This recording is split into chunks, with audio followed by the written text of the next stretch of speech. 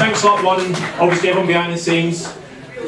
I don't want to use too much of my gags up for the speech later on, so, but yeah, it's been a long time. I think it's, what's that, 20 years, is it?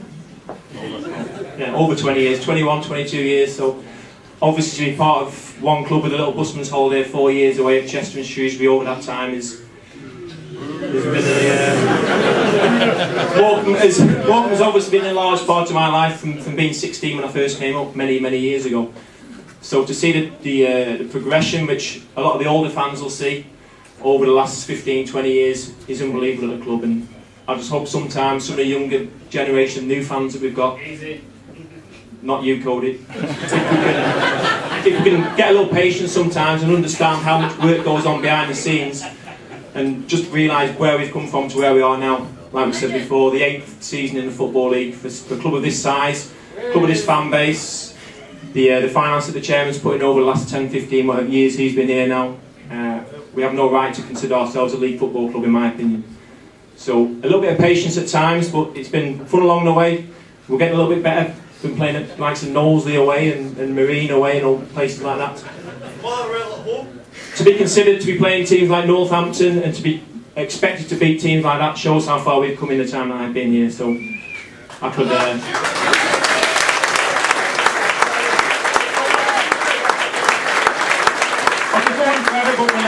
We'll leave it there because there's a lot of speeches still to come, so I'll have a little chat later on about one or two of my young boys, so thanks very much, Rod, I appreciate it. Come on, a big round of applause for Stewart Drummond, please.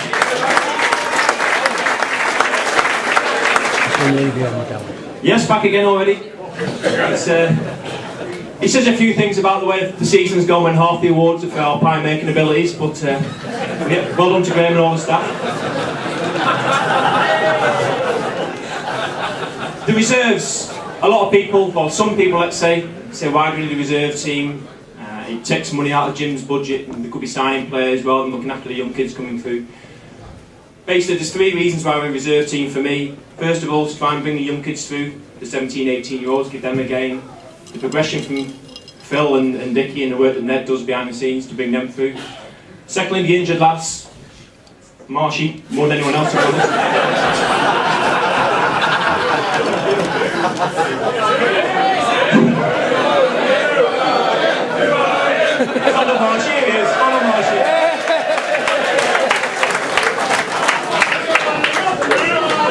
He was quite close to getting reserve team player of the year, but he only had 290 minutes, so I couldn't give it him. But yeah, it's an important part to bring the injured lads who have been out for a few weeks, need a bit of game time, and the third side of it is to bring trialists through and try and give them some pitch time. If you look at the likes of little Jack Redshaw when he came from Salford and... Is it Salford? Sorry Ken, it was Salty, wasn't it? One of your connections. Sorry Ken.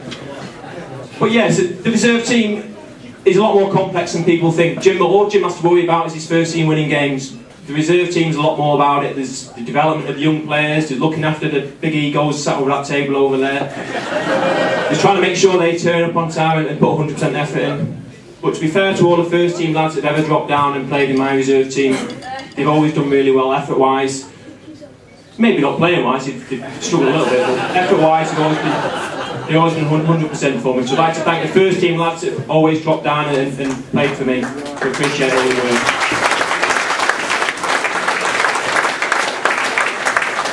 But where we talk about the reserve teams, a lot of things behind the scenes. We've got my bald-headed friend over here, Tony. Stand up, Tony. Everyone's shining off your head.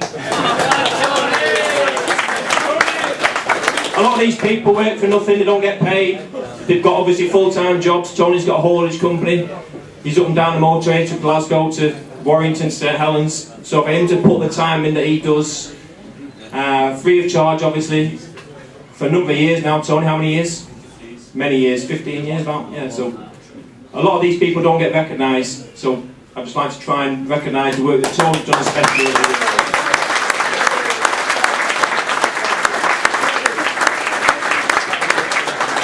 There's a lot of people who really, our youth setup, we've touched on it briefly with Dickie, we've got Phil, we've got Dickie, we've got Neil now behind the scenes, we've got young Michael Stringfellow behind, well, is he young anymore, Janet, or not? I'm not sure he's young.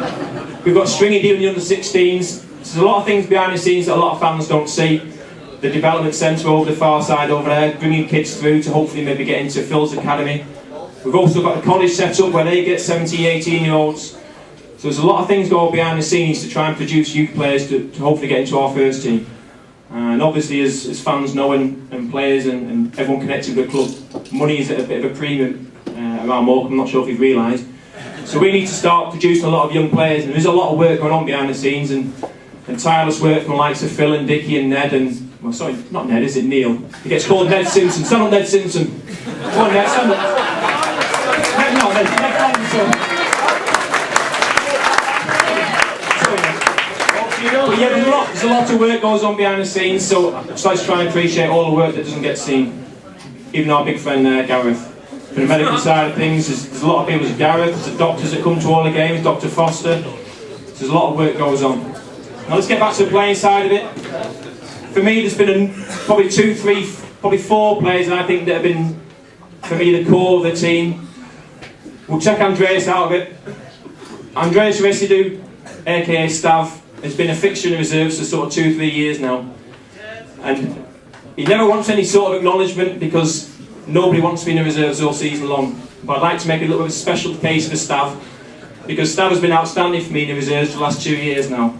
He doesn't like getting any sort of credit for it because he doesn't want to be there. He picks and chooses the games he plays in, to be honest, the last sort of 6 or 7 games. But Stav's performances for the reserves have been outstanding. And if Barry decided not to sign, Stav would have stepped in. But fortunately, Baz is here with us.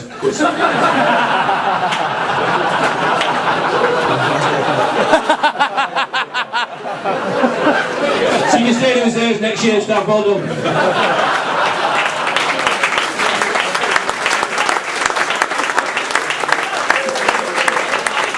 Can I say this, Stav? No. No, on a serious note, Stav's performances have been superb, whether it's in training, whether it's the bits and pieces of the first team he's had or the reserves. Should Baz ever have an injury or whatever, we have no complaints about putting Stav into the first team jersey. We'll move on across. There's probably, like I said, 2 or 3 other sort of suspects, normal suspects. We've got Joe McGee, who's unfortunately not here tonight because he's got serious injuries. He's got a cruciate ligament injury now after the game at Shrewsbury on Tuesday, so he's faced a long spell on the sidelines. But he's always been an integral part of my team. He's been the captain.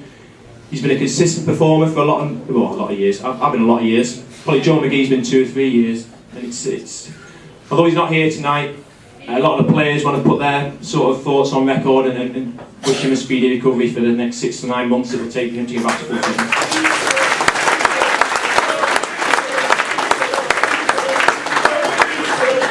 But for me, I think you look through the season, we've got some young kids coming through. AJ's done really well. McGowan, who came on today, he's certainly one for the future. We've got Dunleavy, who's gone leaps and bounds over the last 9-10 months.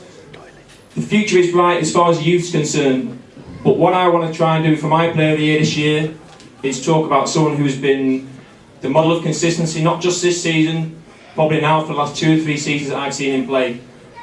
And it irks me a little bit because I don't like to give people numerous awards or to repeat the performance from last year, but I can't look away from a certain person who won the award last year for me. I think his performances week in, week out for me, his performance in training, his attitude. To say he was knocking on the door for the first team last year, I think he's come on again from last year and he's been a little bit unfortunate maybe not to have played more games for the first team. And I think he's certainly going to be a fixture in sort of the next 3, 4, 5 years. So this season, the player of the year again, which I don't like to do, is Chris Doyle.